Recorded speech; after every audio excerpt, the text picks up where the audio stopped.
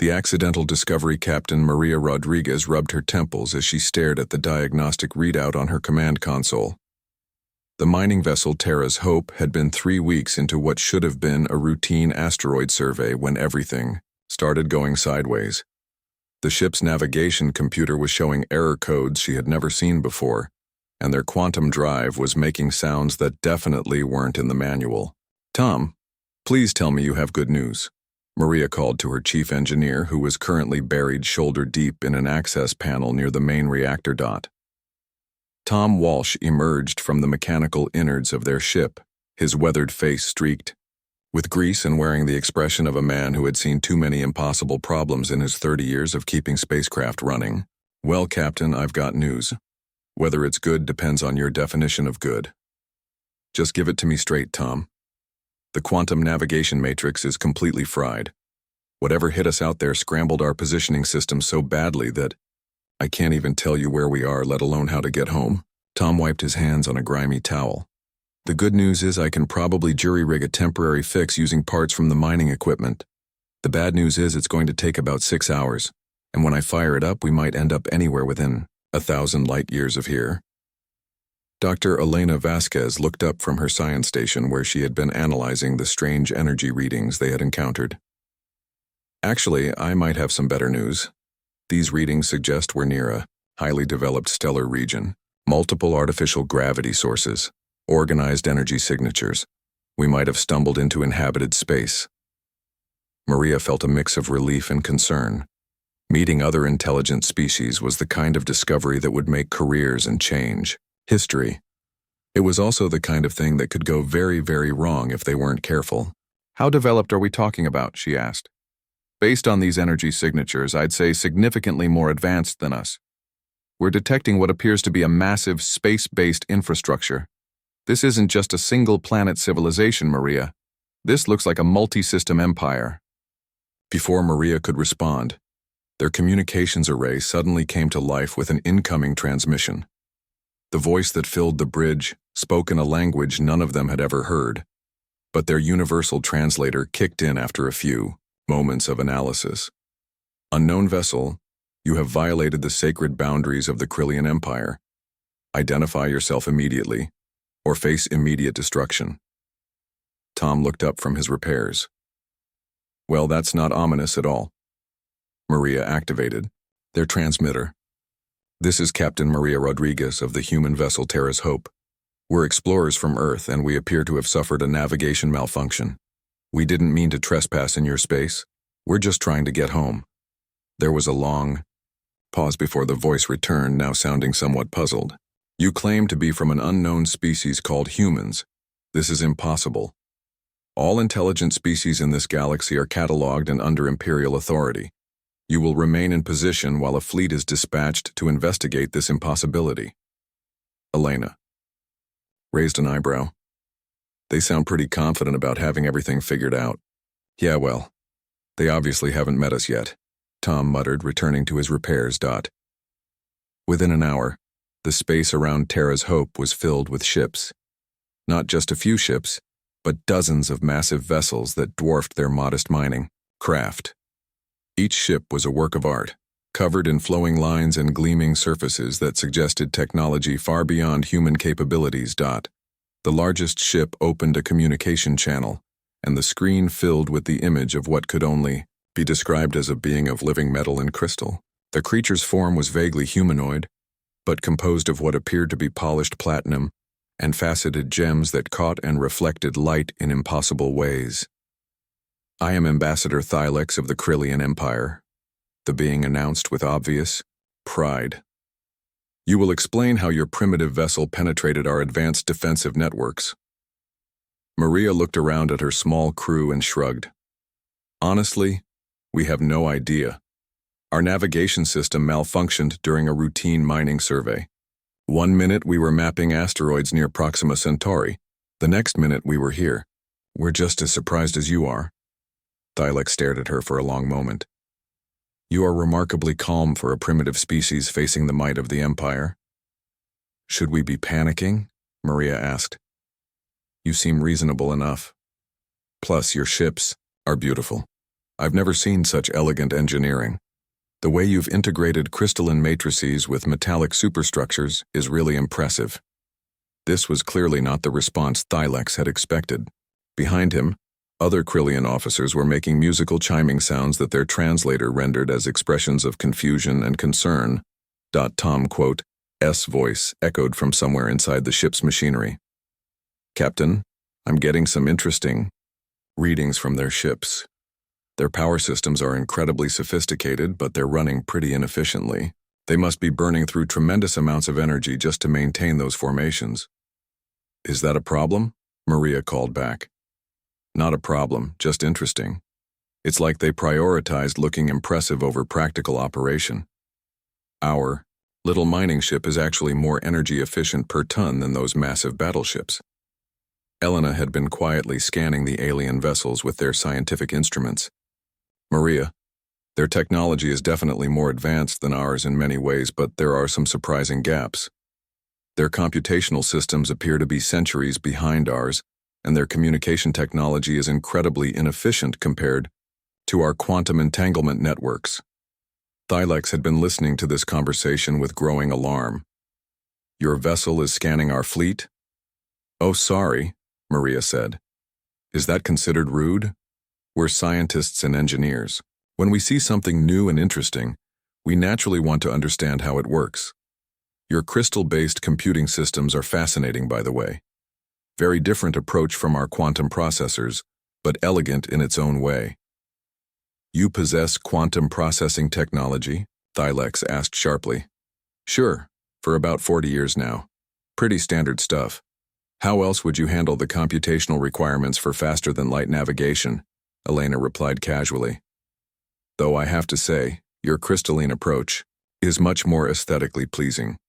Our quantum computers are all utilitarian black boxes." At this point, Fleet Commander Zephron appeared on the screen beside Thylex. Where Thylex was elegant and refined, Zephron was clearly military through and through.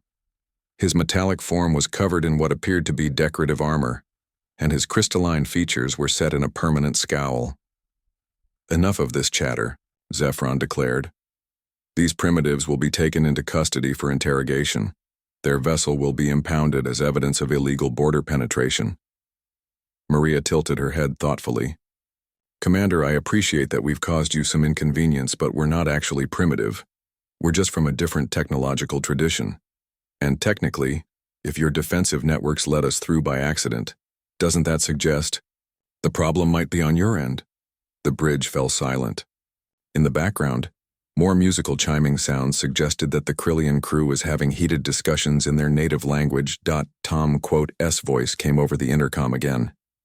"Captain, I think I figured out how we got through their defenses.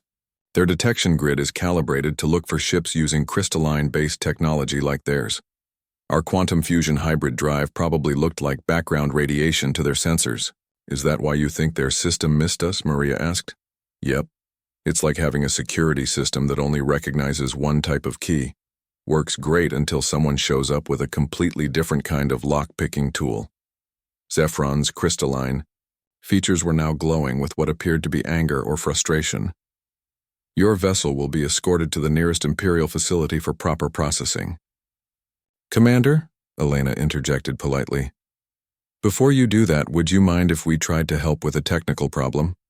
I'm detecting some instabilities in your fleet's power distribution network. If I'm reading this correctly, you're losing about 30% efficiency to harmonic interference between your ship's crystal matrices. Asterisk. Our power systems are perfect," Zephron snapped. "Oh, I'm sure they work fine," Elena said diplomatically.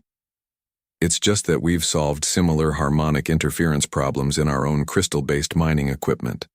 The solution is actually pretty simple. You just need to phase shift your resonance frequencies by about 12 degrees and add some dampening fields at the harmonic nodes." Tom had finally emerged from the ship's mechanical systems, wiping his hands on his coveralls. "Actually, Captain, I think I can fix their problem right now if they want. It's the same issue we had with the resonance crystals in our asteroid crackers. Give me 5 minutes with their engineering specs and I can show them how to boost their efficiency by 40%. The Krillian officers were now chiming frantically among themselves. After several minutes of heated discussion, Thylex turned back to the human ship. You claim you can improve Imperial technology. Sure, Tom said with a shrug. It's just engineering.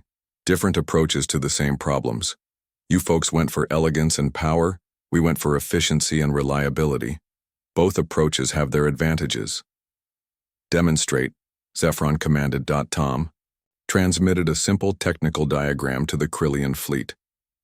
Just adjust your primary resonance generators according to these specifications.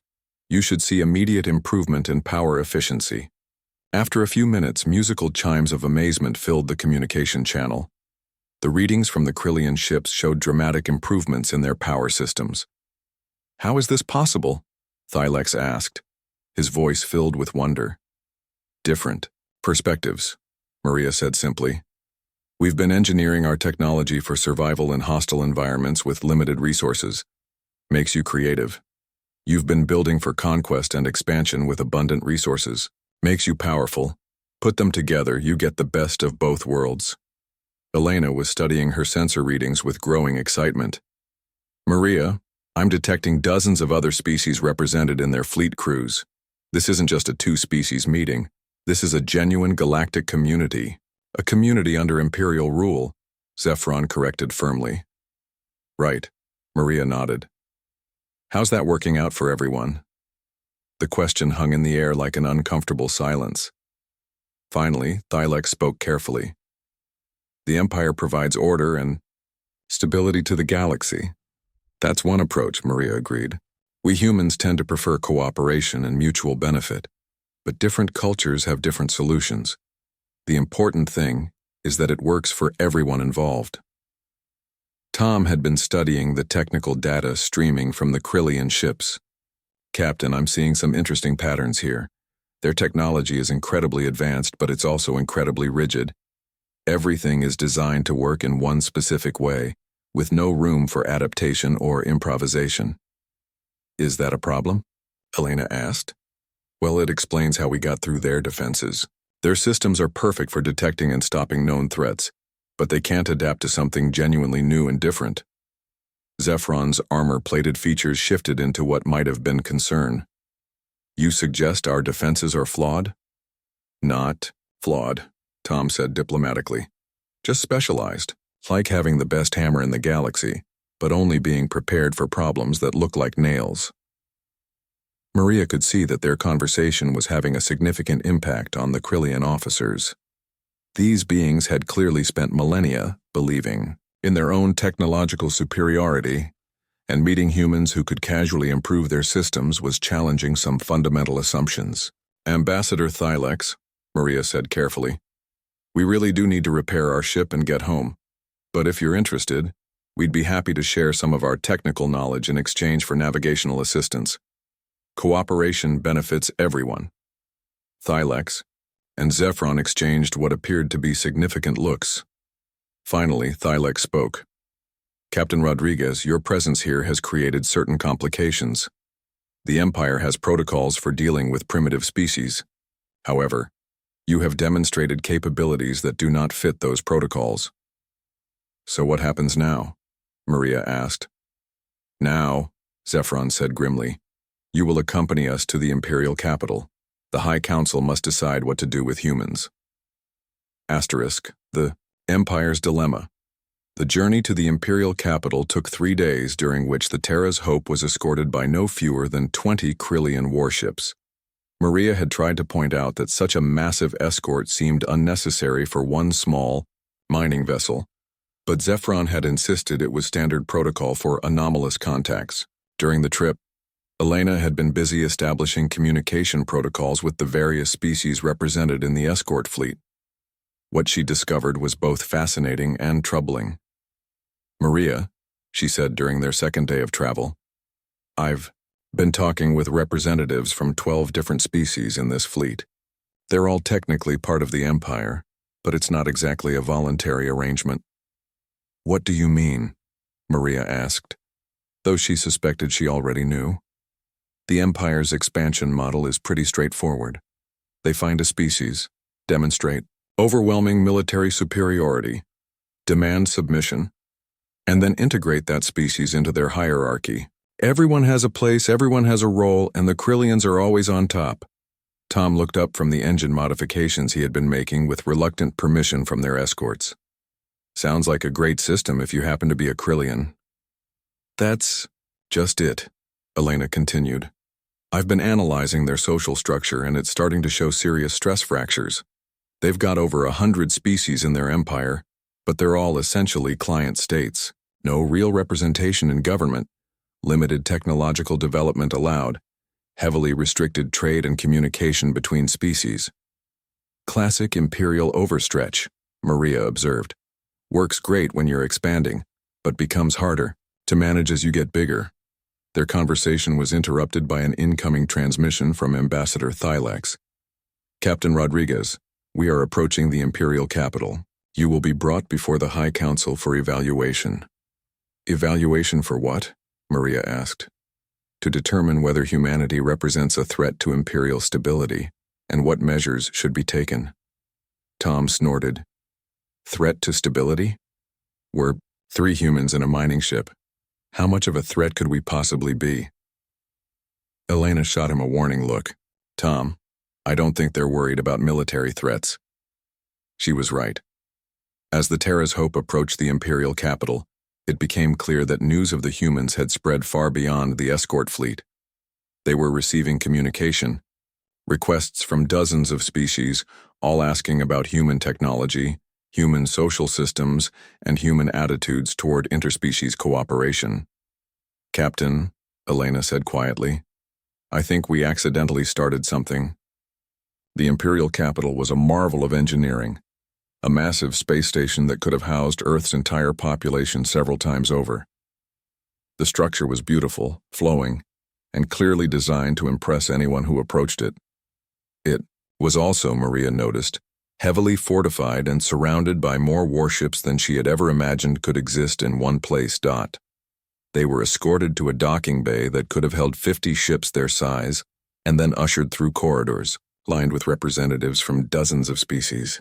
The architecture was clearly designed to make visitors feel small and overwhelmed, but Maria found herself more interested in the technical aspects of the station's construction.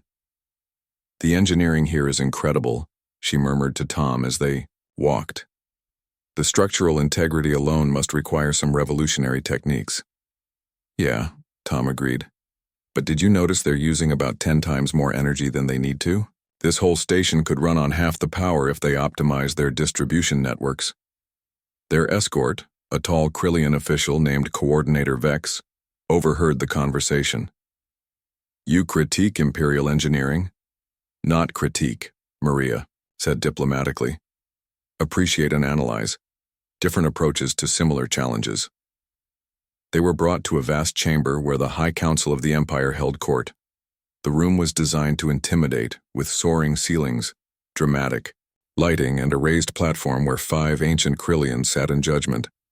The chamber was filled with representatives from various species, all waiting to observe the proceedings. High Counselor Prime Axiom, clearly the eldest and most decorated of the 5, spoke with a voice that resonated throughout the chamber.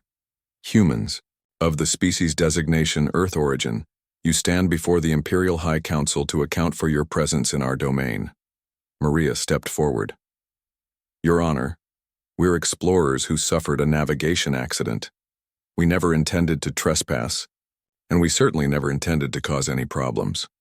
Yet problems you have caused, declared High Counselor Nexus, whose crystalline features were clearly designed to suggest barely controlled power. Word of your capabilities has spread throughout the Empire. Subject species are questioning established hierarchies. Our carefully maintained order faces disruption. Asterisk. What kind of disruption? Elena asked. Species under Imperial protection are demanding technological cooperation agreements similar to what you offered our fleet. They seek representation in Imperial governance. Some have even suggested that the Imperial model itself should be reconsidered. Tom looked genuinely confused. And that's bad because... The chamber fell silent. The question was so simple and direct that it seemed to catch everyone off guard. High Counselor Prime Axiom leaned forward. The Empire has maintained galactic peace, and stability for over 10,000 years through clear hierarchical structures. Your presence threatens that stability. But is it really stable if it falls apart the moment someone suggests cooperation instead of domination? Maria asked. Genuine. Stability comes from systems that can adapt and grow, not from rigid control. You propose to restructure an empire that has governed successfully for millennia, High Counselor Cortex demanded. I'm not proposing anything, Maria said. I'm just observing that if your system can't handle the suggestion that different species might have valuable contributions to make, then maybe it wasn't as stable as you thought.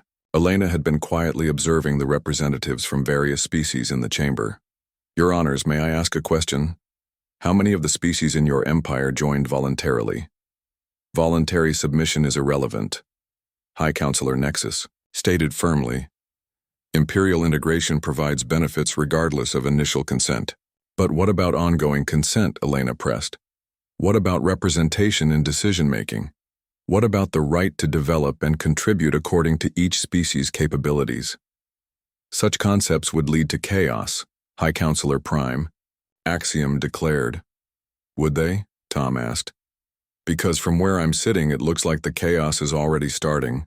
You've got subject species questioning your authority, communication networks buzzing with unauthorized discussions, and your own officials admitting that our presence is disrupting your carefully maintained order. High Counselor Dex, who had been silent until now, spoke thoughtfully. The humans raise interesting points. Perhaps we should consider nothing, High Counselor Nexus interrupted. The Empire does not change its policies based on the suggestions of primitives. With respect, Maria said, we're not primitives. We're just different. And difference isn't a threat unless you make it one. At that moment, Coordinator Vex approached the council platform and whispered something to High Counselor Prime Axiom. The ancient being's crystalline features shifted in what appeared to be surprise and concern. What is it? High Counselor Cortex demanded. Reports from 17 sectors, Prime Axiom announced grimly. Subject species are implementing technological modifications based on human suggestions transmitted through our communication networks. Efficiency improvements ranging from 30 to 60% across multiple systems. That's wonderful news, Elena said brightly. Improved efficiency benefits everyone. It also demonstrates that these species are capable of far more than we permitted them to develop under imperial restrictions. High Counselor Dex observed quietly. The chamber erupted in musical chimes, whistles, growls, and other sounds as representatives from dozens of species began animated discussions. Maria could see that the council was losing control of the situation. Your Honors, she said, raising her voice to be heard over the commotion. May I make a suggestion? You may speak, Prime Axiom said, though his tone suggested he was not particularly optimistic about what he might hear. Instead of seeing this as a crisis, why not see it as an opportunity? You've got an empire full of intelligent species with unique capabilities and perspectives. Instead of restricting their development, why not encourage it? Instead of ruling through domination, why not lead through cooperation? Such a system would be impossibly complex to manage, High Counselor Nexus objected. Actually, Tom said, it would probably be a lot easier to manage than what you've got now. You're currently trying to micromanage the development of 100 different species across thousands of star systems. That's like trying to conduct a symphony orchestra where all the musicians are forced to play the same instrument. It's exhausting, inefficient, and you never get to hear what they're really capable of. Elena nodded enthusiastically. Imagine what you could accomplish if every species in the Empire was encouraged to develop their unique strengths and contribute them to the common good. The technological advances alone would be incredible. And the cultural exchanges, Maria added, different perspectives solving problems in ways no single species could imagine. High Counselor Prime Axiom was quiet for a long moment, processing these ideas. Around the chamber, representatives from various species were clearly having similar thoughts, and the level of excited discussion was growing louder. Finally, Prime Axiom spoke. What you describe has never been attempted on such a scale. The risks are probably smaller than the risks of maintaining a system that's already starting to break down, Maria interrupted gently. Change is coming whether you guide it or not. The question is whether you want to lead that change or have it forced on you by circumstances. High Counselor Dex leaned forward with obvious interest. If we were to consider such a restructuring, how would you suggest we proceed? Carefully, Elena said immediately. Start with pilot programs in a few systems. Establish councils with representatives from all species. Create technology sharing agreements. Focus on mutual benefit rather than hierarchical control. And most importantly, Tom added, admit that you don't have all the answers. Nobody does. That's why cooperation works better than domination. The chamber had gradually grown quiet as everyone listened to the conversation. Maria could see that ideas were taking root, spreading through the assembled representatives like ripples in a pond. High Counselor Prime Axiom looked around the chamber, then back at the three humans. Your species has caused more change in our empire in 3 days than we have seen in 3 centuries. Change isn't something we caused, Maria said. Change is something that was already happening. We just made it visible. And now? Prime Axiom asked. Now you get to decide what to do about it, Maria replied. You can try to fight it and probably lose everything you've built, or you can embrace it and discover what you're really capable of achieving. The High Council conferred among themselves in rapid musical Krillian. After several minutes, Prime Axiom turned back to address the chamber. The Imperial High Council declares a new age of cooperation and mutual development. We will establish the Galactic Cooperative Council with representation from all species. The age of imperial domination is ended. The age of cooperative exploration begins. The chamber erupted in celebration. Representatives from dozens of species began immediate discussions about cooperation agreements, technology sharing, and joint exploration projects. Tom looked around at the chaos of excited planning and grinned at Maria. Well, Captain, I think we can safely say this wasn't a routine mining mission. Maria laughed. No, Tom, I don't think it was, but I have a feeling it's going to be the start of something much more interesting. Elena was already deep in conversation with a group of xenobiologists from 7 different species, planning cooperative research projects that would have been impossible under the old imperial system. As the celebration continued around them, Maria reflected that sometimes the most important discoveries weren't the ones you went looking for. Sometimes they were the ones that found you when you least expected them. The Terra's Hope had set out to map asteroids and had accidentally helped reshape the galaxy. Not bad for a day's work.